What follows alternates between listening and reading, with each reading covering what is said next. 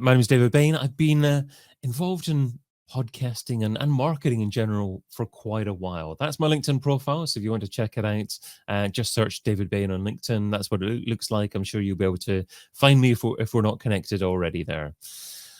Casting Cred is the name of my agency. It's a micro agency that specializes in producing content, especially podcasts, video shows, and books. So those are the three primary forms of content. We specialize in B2B brands, but to be honest with you, it's actually specializing in brands that have long sales cycles.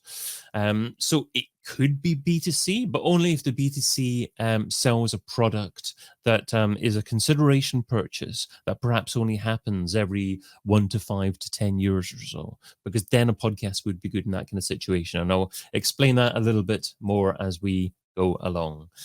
I'm also the presenter of the B2B Foundation's content marketing course on LinkedIn Learning.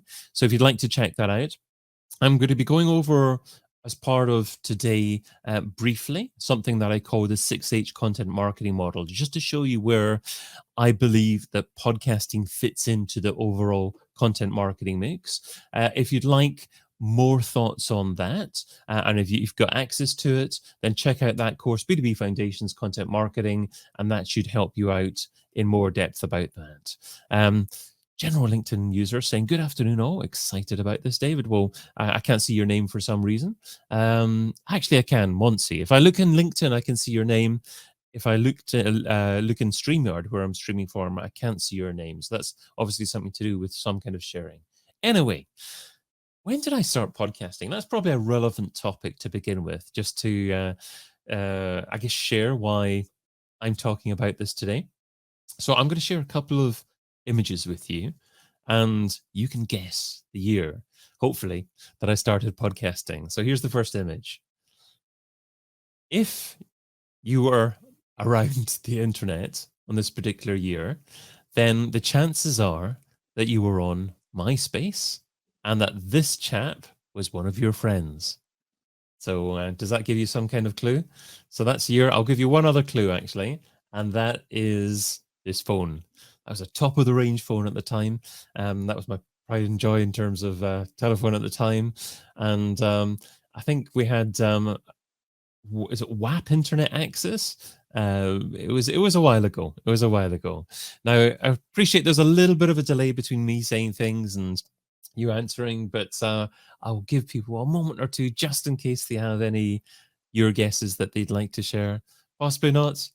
I am going to tell you that the answer is 2006. So that's when I started podcasting, and it seems like a while ago. It was actually a year before the first iPhone launched. So at the time, if you wanted to listen to a podcast, you had to download iTunes onto your computer, and you had to sync your portable MP3 player, which is possibly an iPod, possibly something else. Haley saying 1995. Come on. Podcasting hardly existed then. You know, there might have been audio sharing at the time, but you kind of needed an RSS feed, and podcasting didn't get past about 5,000 podcasts around the world until about 2005, when Apple launched iTunes, and that's when people started to get really into podcasting. So just after that, I took notice of podcasting and started my first podcast in 2006. Well, David, I don't know if people can hear me, but I was going to say, what made you decide to podcast? What made me decide to podcast was the first podcast that I actually heard. I think one of the first podcasts was actually the Ricky Gervais podcast, and if you look back at the time, actually he actually made his podcast series at the time into some HBO show in America with a cartoon, but it was him. Was it Stephen Merchant, his name, and I think Carl Pilkington, having a random discussion. And this was way back in probably about 2004, 2005 or so, when they launched the free ones. But it was really the launch of iTunes and the fact that Well, no, I can't. You can't I see my was, face on the I didn't screen. want to interrupt you, Let, but us yes, put, let's put my face on the screen. you've fixed it It now. was Well really the done. launch of iTunes. Now, back then, I was doing quite well with internet marketing, and that means basically making money online. Back then, I was doing quite well with Google AdSense, and I viewed podcasting as another great opportunity to reach a new audience. And someone else actually who had a podcast back then was Gary Vaynerchuk, and Gary V, as he's known just now. He started his first video podcast, similar kind of time, and it was Wine Library TV. But it just seemed like an incredible content marketing opportunity. And remember, the first podcast that I published did get a lot of eyeballs or listens to them, and you could quite easily back then publish a podcast and get 50 listeners just like that on the first day from the organic reach on places like iTunes. But it's not quite so easy to get organic reach there. Duncan Lawrence is saying Wine Library. You remember that, do you, Duncan? So it's not quite as easy to get immediate organic reach, but there's many more things that you can do now than you couldn't do. So hopefully I'll cover some of that today. But thanks for the question, Johnny. I will get back to sharing the fact that obviously now it's 2023, 17 years later. And what's happening now?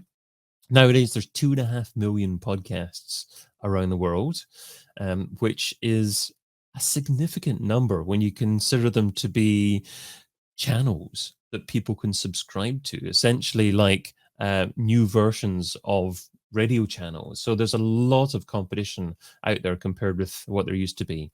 Let's focus in on the UK for a second. So in the UK, now there's about 23 million people that listen to podcasts. Now that's not necessarily one episode a week, but they do listen to podcasts, and that is significantly growing. And it's going to be growing to about half the UK population within the next few years, which is quite incredible. So